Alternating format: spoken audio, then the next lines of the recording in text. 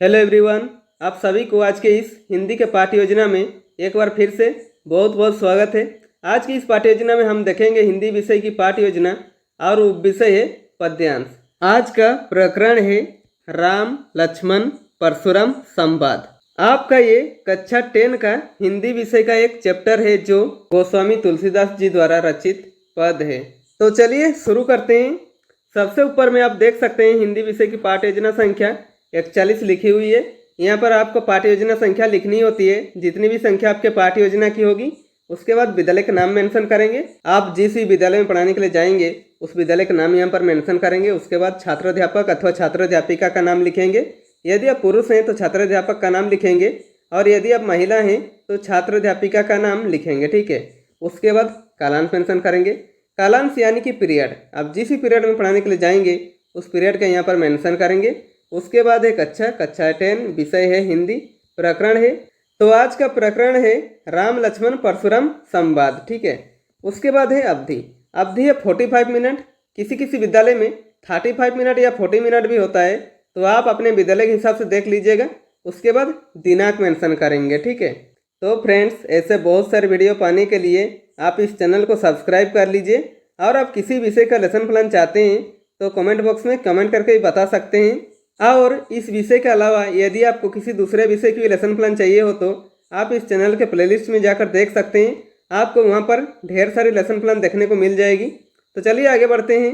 उसके बाद आता है सामान्य उद्देश्य। सामान्य उद्देश्य विषय संबंधित होता है, तो यहाँ पर आप हिंदी विषय को ध्यान में रखकर लिखेंगे। सामान्य उद्देश्य में विषय और उपविषय को पढ़ाने से बच्चों में किन किन चीज़ों का विकास होगा वो सब इसमें लिखना होता है। इसमें मिनिमम आप 4 से 5 पॉइंट लिख सकते हैं या मैक्सिमम 8 से 10 पॉइंट लिखा जा सकता है। तो देखिए, पहला पॉइंट में लिखेंगे छात्रों में मातृभाषा के प्रति रुचि उत्पन्न करना। दूसरा पॉइंट में लिखेंगे छात्रों को पठन पाठन के द्वारा उसे कठिन शब्दों को उच्चारण करने सिखाना। और तीसरा पॉइंट में लिखेंगे छात्रों को स्वाध्याय के प्रति प्रेरणा देना। ठीक है। और चौथा पॉइंट में लिखेंगे छात्रों को उचित आरोह, लय, गति एवं विराम आदि के प्रयोग के साथ वाचन में अभ्यास करना। उसके बाद आता है विशिष्ट उद्देश्य। विशिष्ट उद्देश्य टॉपिक से रिलेटेड उद्देश्य होता है, यानी कि छात्राध्यापक के द्वारा छात्रों को पढ़ाने के बाद छात्रों में क्या क्या बिहेवियर में चेंज आएंगे और किन किन चीज़ों का विकास होगा वो हमारे विशिष्ट उद्देश्य के अंदर इंक्लूड होते हैं। ठीक है। इसमें मिनिमम आप 3 पॉइंट लिख सकते हैं या मैक्सिमम 4 से 5 पॉइंट लिखा जा सकता है। तो देखिए, पहला पॉइंट में लिखेंगे छात्र राम लक्ष्मण परशुराम संवाद पाठ से संबंधित शब्दों के शुद्ध उच्चारण का ज्ञान प्राप्त कर सकेंगे। ठीक है। दूसरा पॉइंट में लिखेंगे छात्रों को शुद्ध, स्पष्ट आरोह, अवरोह, विराम चिन्हों का प्रयोग करते हुए वाचन करने योग्य बनाना। और तीसरा पॉइंट में लिखेंगे छात्र राम लक्ष्मण परशुराम संवाद कथा को विस्तृत रूप से बता पाने में सक्षम होंगे। ठीक है। उसके बाद लिखेंगे शिक्षण विधि, यानी कि टीचिंग मेथड। इसमें शिक्षक कौन कौन सा शिक्षण विधि प्रयोग कर पढ़ा रहे हैं वो यहाँ पर मेंशन करना होता है। तो देखिए, व्याख्यान विधि, प्रश्नोत्तर विधि इत्यादि। ठीक है। उसके बाद लिखेंगे शिक्षण सामग्री। इनमें वो सभी सामग्री आते हैं जो शिक्षक पूरे कक्षा यानी पूरे 45 मिनट पढ़ाने के दौरान प्रयोग करता है। जैसे कि देखिए, चौक, डस्टर, पुस्तक, श्यामपट, संकेतक इत्यादि। ठीक है। उसके बाद लिखेंगे पूर्व ज्ञान। इसमें क्या लिखा हुआ है देखिए, छात्र भगवान राम के बारे में सामान्य जानकारी रखते हैं। ठीक है। उसके बाद आता है प्रस्तावना। प्रस्तावना प्रश्न किसी पाठ्य योजना का इम्पोर्टेंट हेडिंग कहा जाता है, क्योंकि प्रस्तावना प्रश्न बनाने में सबसे ज़्यादा दिक्कतें आती है। तो देखिए, प्रस्तावना प्रश्न का फॉर्मेट कैसे होता है देखते हैं। प्रस्तावना प्रश्न का फॉर्मेट 3 कॉलमों से बनता है। पहला कॉलम में लिखेंगे क्रम संख्या, दूसरा कॉलम में लिखेंगे छात्र अध्यापक क्रियाकलाप अथवा छात्र अध्यापिका क्रियाकलाप, और तीसरा कॉलम में लिखेंगे छात्र छात्रा क्रियाकलाप। ठीक है। इसमें मिनिमम आप 3 प्रश्न पूछकर प्रकरण निकाल सकते हैं या मैक्सिमम 4 से 5 प्रश्न पूछकर प्रकरण निकाल सकते हैं। ठीक है। इसमें सभी प्रश्न और उत्तर क्रमबद्ध रूप में होनी चाहिए, यानी कि छात्र अध्यापक के द्वारा छात्रों को प्रश्न करने पर जो छात्र छात्रा उत्तर देंगे उसी उत्तर से छात्र अध्यापक पुनः एक प्रश्न करेंगे। ठीक है। तो देखिए, यहाँ पर आपको और अच्छे से समझ में आएगा। क्रम संख्या में 1 लिखेंगे। छात्र अध्यापक पहला प्रश्न करते हैं, राजा दशरथ के पुत्र कौन थे? तो छात्र छात्रा क्या उत्तर देते हैं? उत्तर देते हैं राम, लक्ष्मण, भरत और शत्रुघ्न। उसके बाद छात्र अध्यापक दूसरा प्रश्न करते हैं, राम की धर्मपत्नी कौन थी? तो छात्र छात्रा क्या उत्तर देते हैं? उत्तर देते हैं सीता। ठीक है। उसके बाद देखिए छात्र अध्यापक तीसरा प्रश्न करते हैं, सीता के स्वयंवर में श्री राम ने किसके धनुष को तोड़ा था? तो छात्र छात्र क्या उत्तर देते हैं? उत्तर देते हैं शिव के धनुष को। ठीक है। उसके बाद छात्र अध्यापक चौथा प्रश्न करते हैं, शिव के धनुष तोड़ने पर कौन क्रोधित हुआ? तो छात्र छात्र क्या उत्तर देते हैं? उत्तर देते हैं परशुराम। ठीक है। उसके बाद छात्र अध्यापक पांचवा प्रश्न करते हैं, कवि तुलसीदास द्वारा रचित पाठ राम लक्ष्मण परशुराम संवाद से आप क्या जानते हो? तो छात्र छात्र क्या उत्तर देते हैं? छात्र छात्र कोई उत्तर दे नहीं पाते हैं और मौन रहते हैं, या जो भी उत्तर देते हैं वो अस्पष्ट उत्तर होता है, यानी कि ये क्या हो जाएगा? समस्यात्मक प्रश्न हो जाएगा। ठीक है। इसका उत्तर छात्र नहीं दे पाएंगे तो कक्षा शिक्षक यानी आपका कर्तव्य है कि आप उस चीज़ को अच्छे से समझाएं बच्चों को। उसके बाद उद्देश्य कथन में लिखेंगे, बच्चों आज हम लोग कवि तुलसीदास द्वारा रचित पाठ राम लक्ष्मण परशुराम संवाद का विस्तृत अध्ययन करेंगे। ठीक है। उसके बाद आता है प्रस्तुतिकरण। प्रस्तुतिकरण पाठ को हमें सबसे अच्छा बनाना होता है कि जितना भी कंटेंट होता है टॉपिक का वो सब प्रस्तुतिकरण पाठ में रखते हैं। ठीक है। तो प्रस्तुतिकरण का फॉर्मेट कैसे होता है देखते हैं।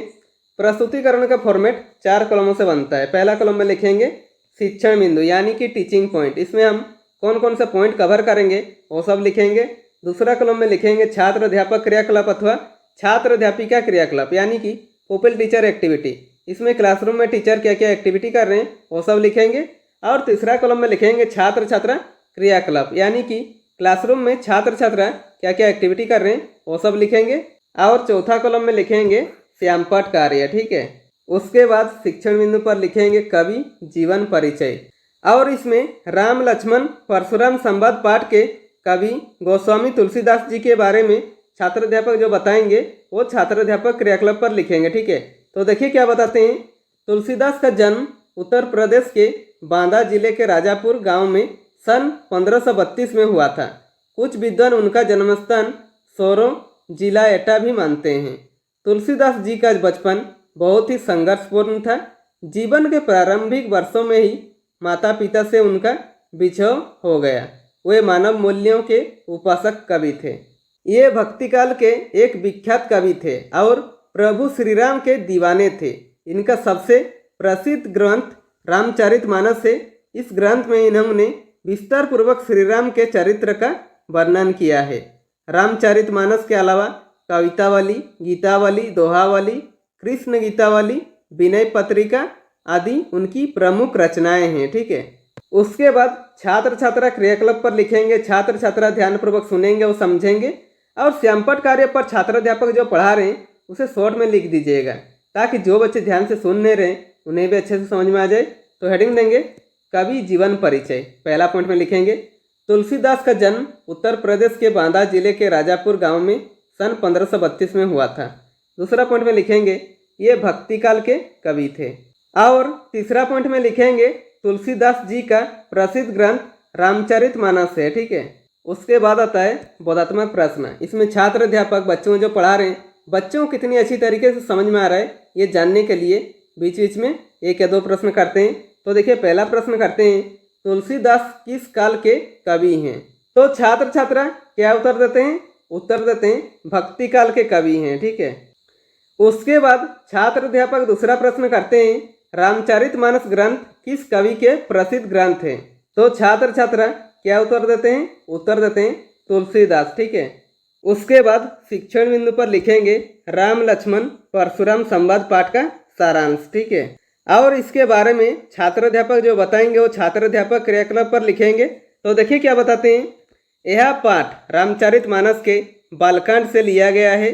सीता स्वयंवर में राम द्वारा शिव धनुष भंग के बाद मुनि परशुराम को जब यह समाचार मिला तो वे क्रोधित होकर वहां आते हैं। शिव धनुष खंडित देखकर वे आपे से बाहर हो जाते हैं। राम के विनय और विश्वामित्र के समझाने पर तथा राम की शक्ति की परीक्षा लेकर अंततः उनका गुस्सा शांत होता है।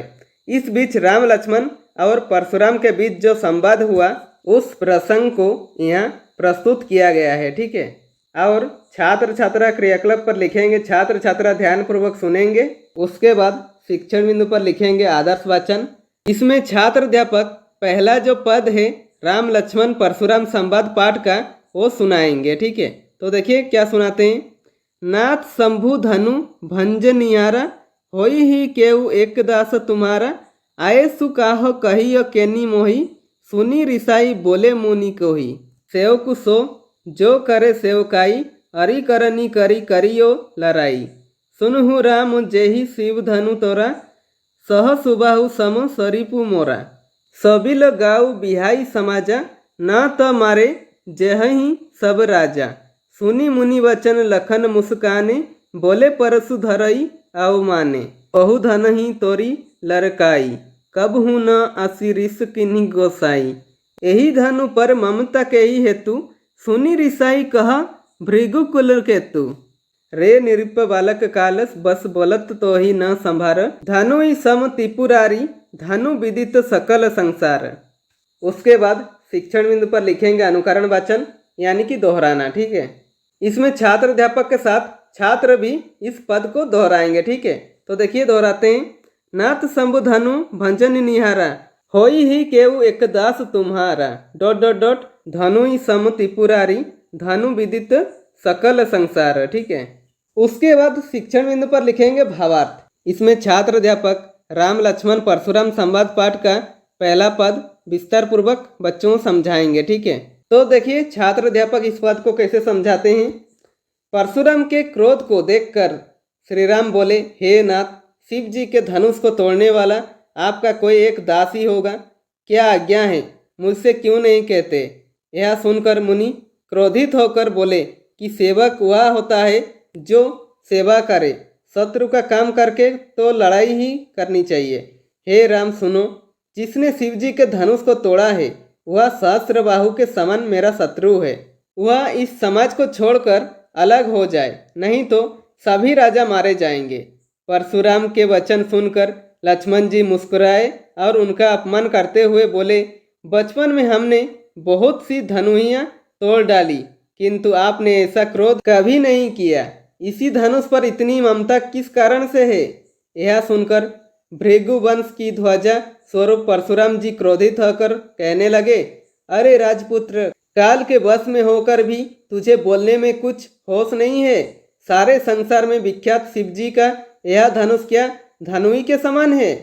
उसके बाद छात्र छात्रा क्रियाकलाप पर लिखेंगे। छात्र छात्रा ध्यानपूर्वक सुनेंगे और समझेंगे और श्यामपट कार्य पर इस पद में जो कठिन शब्द थे उसके अर्थ लिखेंगे। ठीक है, तो हेडिंग देंगे कठिन शब्दों का अर्थ। पहला में लिखेंगे भंज निहारा, इसका अर्थ है भंग करने वाला। दूसरा है रिसाई, रिसाई का अर्थ होता है क्रोध करना। तीसरा है रिपु, रिपु का अर्थ होता है शत्रु। चौथा है बिलगाऊ, बिलगाऊ का अर्थ होता है अलग होना। ठीक है, पांचवा है अवमाने, इसका अर्थ है अपमान करना। ठीक है, उसके बाद है लड़िकाई, इसका अर्थ है बचपन में। उसके बाद है परसु, परसु का अर्थ होता है फरसा। उसके बाद है कोही, कोही का अर्थ होता है क्रोधी। ठीक है, उसके बाद आता है बोधात्मक प्रश्न। इसमें छात्र अध्यापक बच्चों जो पढ़ा रहे हैं बच्चों कितनी अच्छी तरीके से समझ में आ रहा है ये जानने के लिए बीच बीच में एक या दो प्रश्न करते हैं। तो देखिए पहला प्रश्न करते हैं, परशुराम का स्वभाव कैसा है। तो छात्र छात्रा क्या उत्तर देते हैं, उत्तर देते हैं क्रोधी। ठीक है, उसके बाद छात्र अध्यापक दूसरा प्रश्न करते हैं, जो सेवा का काम करे वो क्या कहलाता है। तो छात्र छात्रा क्या उत्तर देते हैं, उत्तर देते हैं सेवक। ठीक है, यहाँ पर हमारा प्रस्तुतिकरण समाप्त होता है। इसके आगे यदि आप दूसरा पारा पढ़ाना चाहते हैं तो दूसरा पारा के लिए भी ऐसे ही आदर्श वचन लिखेंगे, अनुकरण वचन लिखेंगे तथा भावार्थ लिखेंगे। जितना भी इस चैप्टर में आप बढ़ाना चाहते हैं बढ़ा सकते हैं।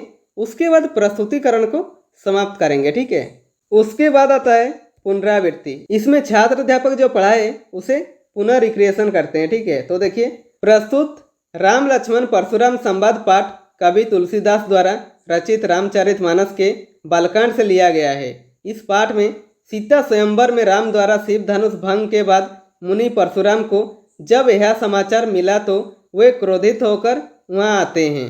शिव धनुष खंडित देखकर वे आपे से बाहर हो जाते हैं। इस बीच राम लक्ष्मण और परशुराम के बीच जो संवाद हुआ उस प्रसंग को इस पाठ में प्रस्तुत किया गया है। ठीक है, उसके बाद आता है मूल्यांकन। मूल्यांकन शिक्षा केंद्रित होता है, यानी कि शिक्षक अपना तथा छात्रों का भी साथ में मूल्यांकन करते हैं कि जो उन्होंने 45 मिनट का क्लास लिया बच्चों कितना अच्छी तरीके से समझ में आया, ये जानने के लिए इसमें मिनिमम 1 या 2 प्रश्न करते हैं या मैक्सिमम 3 से 4 प्रश्न कर सकते हैं। तो देखिए, पहला प्रश्न करते हैं, परशुराम शिव को क्या मानते हैं।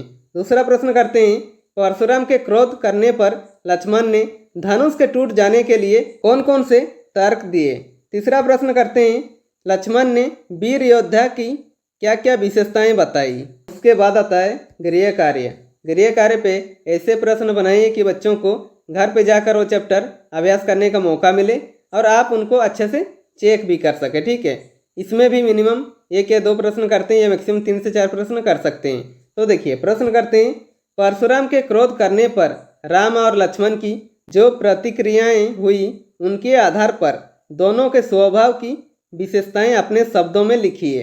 तो फ्रेंड्स, इसी के साथ हमारा आज का लेसन प्लान कंप्लीट होता है। यदि वीडियो पसंद आए तो लाइक कीजिए और यदि आप चैनल में नए हैं तो चैनल को सब्सक्राइब कर दीजिए और बेल आइकन को दबा दीजिए ताकि मेरे सारे वीडियो आप तक पहुंचती रहेगी। और हो सके कैसे लगे वीडियो कमेंट बॉक्स में कमेंट करके बता सकते हैं।